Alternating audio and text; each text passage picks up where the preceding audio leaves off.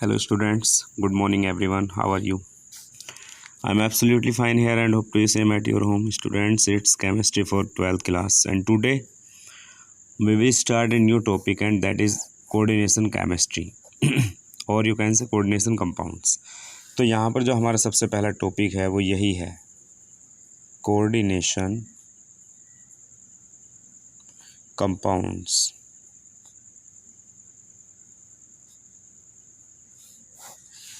क्या होते हैं कोऑर्डिनेशन कंपाउंड्स? देखिए मैं आपको एक चीज़ दिखा दूं, थोड़ा आप ध्यान से देखिएगा।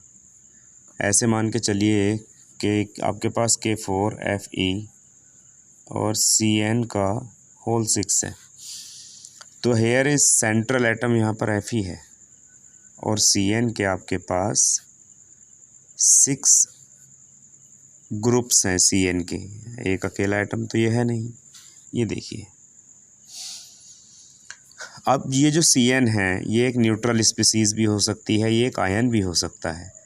तो ये जो है इससे जुड़ रहे हैं आयरन के साथ एक कोऑर्डिनेट बॉन्ड की हेल्प से।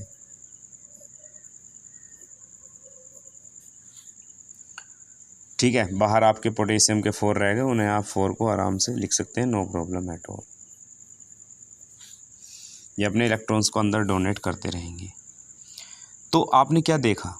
आपने देखा है कि कोऑर्डिनेट कंपाउंड्स वो कंपाउंड होते हैं जिनके अंदर कोई भी एक सेंट्रल मेटल एटम, जिनमें एक सेंट्रल मेटल एटम घिरा रहता है कुछ न्यूट्रल स्पीसीज से, आयंस से, विद द हेल्प ऑफ या by the forming of coordinate bond.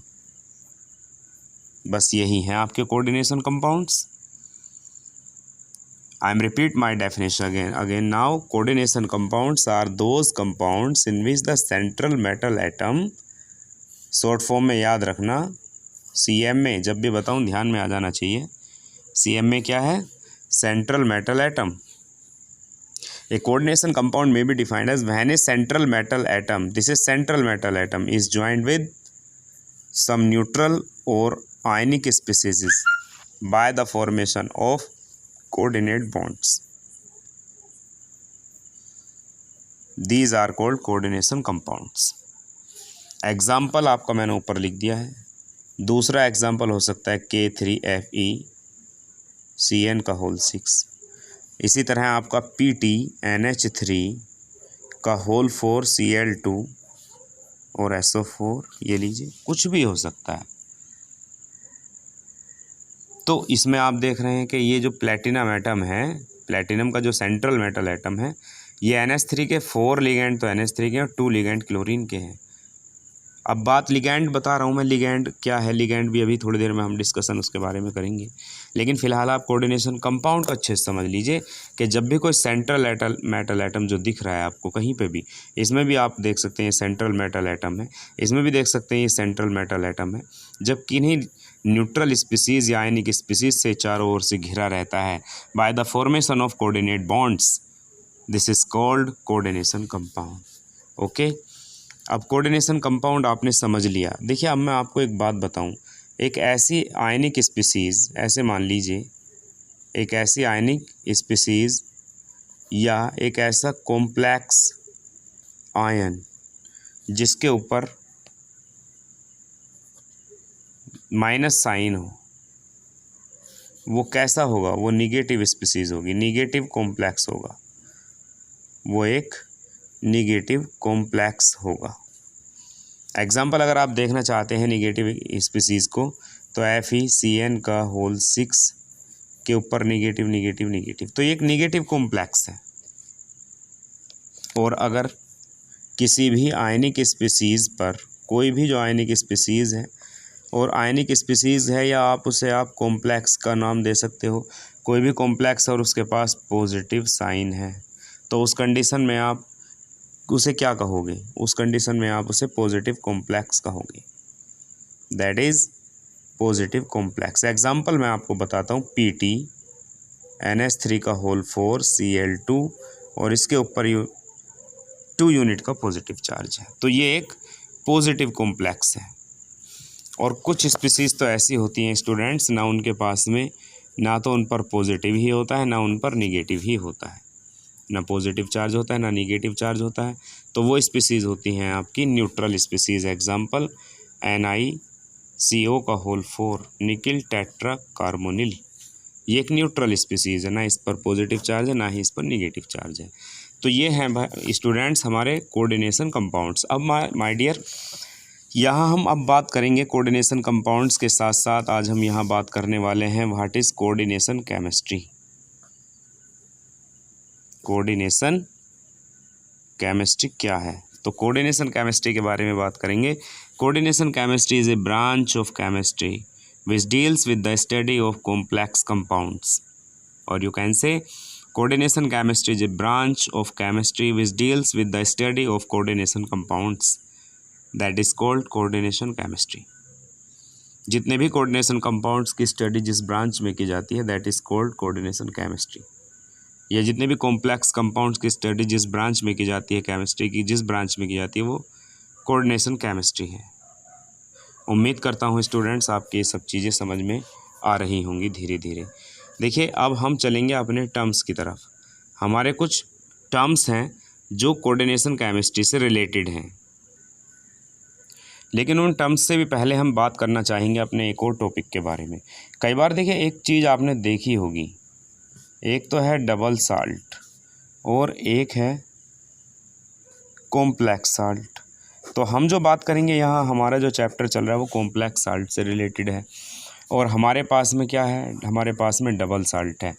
तो कई बार आपसे क्वेश्चन कर लिया जाता है what is the basic difference between double salt and a complex salt. तो चलते हैं डबल साल्ट को लिख लेते हैं K2SO4 इंटू Al2SO4 का होल थ्राइज इंटू 24H2O। एक कॉम्प्लेक्स साल्ट भी हम लिख लेते हैं इधर K4FeCN का होल 6, ये लीजिए, ये एक कॉम्प्लेक्स साल्ट हो गया, ये एक डबल साल्ट हो गया। So what is the basic difference between both of the salt. Double salt और कॉम्प्लेक्स साल्ट में क्या फ़र्क है? तो सबसे पहला डिफरेंस तो आप इसमें ये बताने वाले हो कि double salt is made by 2 salts. दिख रहे होंगे ये अलग साल्ट है, ये अलग साल्ट है, ठीक है, जबकि कॉम्प्लेक्स साल्ट अपने आप में एक अकेला एक ही साल्ट होता है। लेकिन इसी के साथ साथ यहाँ पर जो बेसिक इनका डिफरेंस है वो ये है कि double salts are always completely dissociates into their ions. जो आपके डबल साल्ट्स हैं वो पूरी तरह से डिसोसिएट्स हो जाते हैं अपने आयंस में, पूरी तरह टूट जाते हैं। लेकिन अगर हम कॉम्प्लेक्स साल्ट की बात करते हैं तो कॉम्प्लेक्स साल्ट को आप किसी और तरीके से भी लिख सकते हो, आपके पास में तरीका है इनको लिखने का। तो जब आप उसे लिखोगे तो CN के जो 6 एटम्स हैं, CN की जो 6 स्पीसीज दिख रही हैं, इनमें से 2 अलग हो जाएंगी, 4 अलग हो जाएंगे। लेकिन यहाँ पर आपको मैं बता दूँ कि यहाँ पोटेशियम तो अलग हो जाएगा और ये पूरा का पूरा एक साथ रहेगा। Means these are not completely dissociated, ये पूरी तरह से डिसोसिएट नहीं होते हैं ये। जबकि पूरी तरह डिसोसिएट होने का मतलब है कि Fe अलग हो जाए, CN अलग हो जाए, है ना, लेकिन नहीं। यहाँ देखिए आप, इसमें पोटेशियम अलग होगा, सल्फेट अलग होगा, एल्यूमिनियम अलग होगा, सल्फेट अलग हो जाएगा, लेकिन यहाँ CN और Fe अलग नहीं हो सकते। This is the basic difference between A double salt and a complex salt. A double salt is always completely dissociate into their opposite ions. On the other hand, a complex salt does not dissociate into their opposite ions. ये है आपका complex salt. अब हम आगे चलते हैं, इनके कुछ बेसिक टर्म्स हैं, basic terms of coordination chemistry. Coordination chemistry के कुछ बेसिक टर्म्स आपके यहाँ हैं, जिनमें सबसे पहला नाम आपका लिगैंड का ही है, जो मैंने बताया भी था थोड़ी देर पहले। याद होने की ज़रूरत है, करने की ज़रूरत है। लिगैंड के बारे में हम बात कर रहे थे और अब हम लिगैंड की डेफिनेशन पढ़ेंगे, इसके टाइप पढ़ेंगे, इसका पूरा क्लासिफिकेशन हम अब पढ़ेंगे। तो लिगैंड क्या है? पहली चीज़ तो लिगैंड मैं आपको बता देना चाहता हूँ। देखिए H2O है, ठीक है। अब H2O का अगर आप स्ट्रक्चर देखते हो तो H2O का स्ट्रक्चर कुछ इस तरह का होगा, इसके पास 2 लोन पेयर ऑफ इलेक्ट्रॉन होंगे। तो ये जो 2 लोन पेयर ऑफ इलेक्ट्रॉन है, ये यहाँ डिसाइड कर रहे हैं कि H2O एक लिगैंड है। क्यों? क्योंकि इनके पास में अटैचमेंट साइट है। ये रही, ये अटैचमेंट साइट ही तो है। किसी दूसरे एटम से जा करके, किसी भी सेंट्रल एटम से जा करके, CM में जो मैंने बताया था सेंट्रल मेटल एटम से जा करके आराम से अटैच कर सकते हैं। तो लिगेंड्स हैं ये। अब ऐसे ही मैं आपको बताऊं, CN है। CN के पास अगर आप देखना चाहते हो तो CN में से N के पास में 1 लोन पेयर ऑफ इलेक्ट्रॉन है। तो ये भी एक लिगेंड है। क्यों? क्योंकि इनके पास में एक डोनर साइट है। आप NH3 को देखिए, NH3 में N के पास में एक डोनर साइट है, एक लोन पेयर ऑफ इलेक्ट्रॉन है। तो ये भी एक लिगेंड है। आप और किसी को देखना चाहते हैं तो अगर देखें आप, NO है कहीं पे, तो यहाँ इस पर भी एक डोनर साइट है, इस पर भी एक डोनर साइट है, तो इस पर भी डोनर एटम है, तो ये भी एक लिगेंड है। ठीक है। Cl माइनस है। Cl माइनस के पास तो बहुत सारे हैं, ये रहे 1 2 3 lone pair of electrons are there, so it is a ligand. So ligand क्या है? Ligand may be defined as a species. Ligand may be defined as a species, यानी एक ऐसी ligand may be defined as a species of atom, a species of atom और a group of atom which have minimum 1 lone pair of electron, जिनके पास में कम से कम एक loan pair of electron होता है, या जिनके पास में कम से कम एक डोनर साइट होती है, that is called a ligand. A ligand may be defined as a group of atom which have minimum 1 lone pair of electron or which have minimum 1 donor site, that is called ligand। ठीक है। अब बात आ जाती है ligand की। जैसे कि आपको कह दिया कि बताइए भाई यूनिडेंडेट लिगैंड क्या होते हैं। यूनिडेंडेट लिगैंड्स क्या होते हैं? तो स्टूडेंट्स बड़ी आसान सी बात है, यूनिडेंडेट लिगैंड्स वो हैं, unidentate ligands are those ligands which have minimum 1 lone pair of electron. जैसे कि NH3 एक यूनिडेंडेट लिगेंड है, आप इसे मोनोडेंडेट लिगेंड भी कह सकते हो। ये यूनिडेंडेट भी है और मोनोडेंडेट भी है, दोनों ही है। ये यूनिडेंडेट लिगेंड भी, इसका दोनों ही नाम आप कह सकते हैं, यूनिडेंडेट भी और मोनोडेंडेट भी। क्यों? क्योंकि इसके पास में कम से कम एक लोन पेयर ऑफ इलेक्ट्रॉन है। अगर आपको देखना है कोई डाइडेंडेट लिगेंड, तो डाइडेंडेट लिगेंड इसमें तो है नहीं कोई भी, जितने भी मैंने बनाए हैं। लेकिन हाँ, मैं आपको दिखा सकता हूँ CH2NH2 सिंगल बॉन्ड CH2NH2।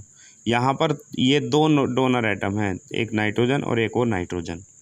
तो जिसके पास में 2 डोनर एटम होंगे वो डाइडेंडेट है, जिसके पास 3 होंगे वो ट्राइडेंडेट है। तो इनके बारे में हम बात करेंगे टाइप के कल।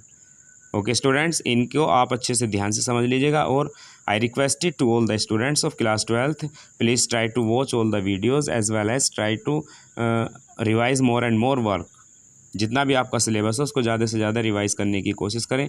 ये एग्ज़ाम्स आप सभी के लिए कंपलसरी हैं। अगर किसी भी स्टूडेंट्स को कोई भी प्रॉब्लम है तो वो डायरेक्टली पर्सनली भी मुझसे किसी भी टाइम कॉन्टैक्ट कर सकता है, मेरे फ़ोन पर मैसेज कर सकता है, व्हाट्सएप पर कॉल कर सकता है। कोई भी किसी बच्चे को प्रॉब्लम आ रही है रिवीजन के बिहाफ पर, लेकिन ये सिलेबस भी होना बहुत ज़रूरी है।